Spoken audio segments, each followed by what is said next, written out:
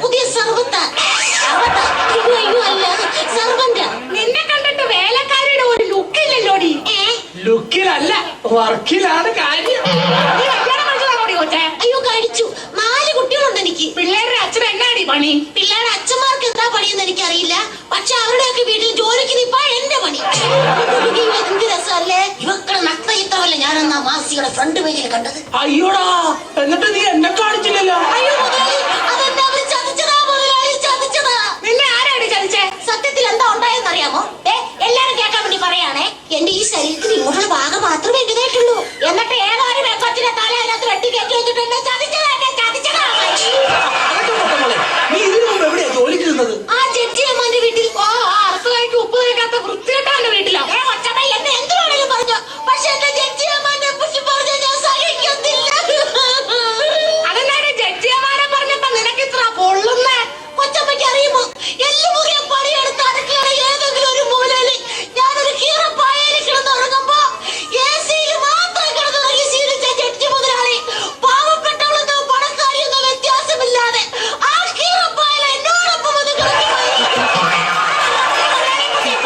അറിയാമോ? ഇവക്കൊന്നും അതിന്റെ സീരിയസ്നെസ് അറിയാൻ പാടില്ലെന്ന്. എന്നിട്ട് നീ എന്താടി അവിടെ നിന്ന് പോന്നത്? ഇഷ്ടമല്ല. പെണ്ണുങ്ങളായ അങ്ങനെ വേണം. എനിക്ക് ഇപ്പോഴാ നിന്നെ വിശ്വാസമായി. അന്യ പുരുഷന്മാര് വരുമ്പോ നമ്മൾ ഇഷ്ടക്കേട് കാണിക്കണം. അയ്യോ, എനിക്കല്ല ഇഷ്ടമല്ലാത്തത്. പിന്നെ അവിടുത്തെ കൊച്ചമ്മയ്ക്ക്. എന്തൊക്കെയായാലും നീ ഇവിടെ മര്യാദക്ക് നിന്നോണം. അല്ലെങ്കിൽ നീ എന്താ തനി സ്വഭാവം മനസ്സിലാക്കും. ശരി കൊച്ചമ്മേ. കൊള്ളാം, ഇന്നു മുതൽ നീയാണ് ഈ വീടിന്റെ നിലവിളക്ക്. അപ്പൊ അമ്മച്ചിയോ? അത് പാട്ട വിളക്ക്. വിളക്കാത്തിനൊക്കെ കൊള്ളാം. അപ്പച്ചി ഇവിടെ കൂതി കളിക്കാൻ നോക്കിക്കോണം കേട്ടോ. പോടാകത്ത്. എന്റെ ചെന്താമരെ, എന്ത് വലിയ മുതലാളി. നിന്നെ ഇവിടെ എത്തിക്കാൻ ഞാൻ എന്തൊക്കെ പാടുപെട്ടെന്ന് അറിയാമോ? ഇനി ഇതാണ് നമ്മുടെ സാമ്രാജ്യം. അയ്യോ മുതലാളി, ഞാൻ ഒന്ന് പേടിക്കാതെ ചെന്താമരെ. ഇന്ന് 7:30 പവർ കെട്ട് സമയത്തെ ഞാൻ നിന്റെ വീട്ടിൽ വരും. അയ്യോ മുതലാളി, ആരെങ്കിലും കണ്ടാലോ? ഒന്ന് ധൈര്യമായിട്ടിരിക്കുന്നേ, ഞാനല്ലേ പറയുന്നത്. അയ്യോ മുതലാളി, കറണ്ടില്ലാത്ത സമയത്ത് മുതലാളി വന്നാൽ ഞാൻ എങ്ങനെ തിരിച്ചറിയും? ഞാൻ അവിടെ വന്നിട്ട് ഔ ഔ എന്ന് കുരയ്ക്കും. അപ്പൊ നീ അവിടെ എല്ലാം ഓക്കെ ആണെങ്കിൽ എന്നൊന്ന് കരഞ്ഞാ മതി. അപ്പൊ തന്നെ ഞാൻ അകത്തേക്ക് ചാടി വരത്തില്ലേ? അയ്യോ മുതലാളി, അപ്പൊ കൊച്ചമ്മ അറിഞ്ഞാൽ? ആരും അറിയത്തില്ല. അപ്പൊ എല്ലാം പറഞ്ഞ പോലെ നമ്മുടെ സിഗ്നൽ ഓർമ്മയുണ്ടല്ലോ. ഔ, ഔ. മ്യാവ് മ്യാവ്. മ്യാവ്. മ്യാവ് മ്യാവ്. മ്യാവ് മ്യാവ്.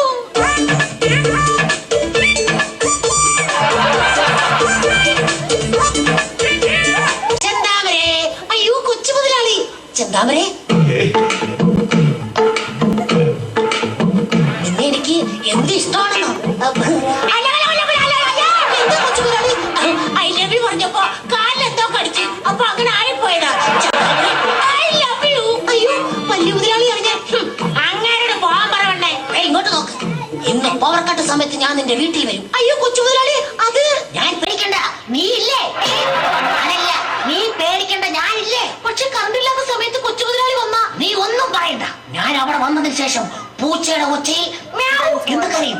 എല്ലാം ഓക്കെ ആണെങ്കിൽ നീ പട്ടിയുടെ ഒച്ചയിൽ ബൗ എന്ന് കുറച്ചാൽ മതി. ഓക്കെ? അപ്പൊ എല്ലാം പറഞ്ഞതുപോലെ. അയ്യോ കൊച്ചു മുതലാളി, അത് പിന്നെ ഞാൻ പറയട്ടെ. നീ ഒന്നും പറയണ്ട. ഞാൻ മ്യാവ്, നീ ബൗ. ഓക്കെ? ഓക്കെ. എന്റെ പൊന്നു ദൈവമേ.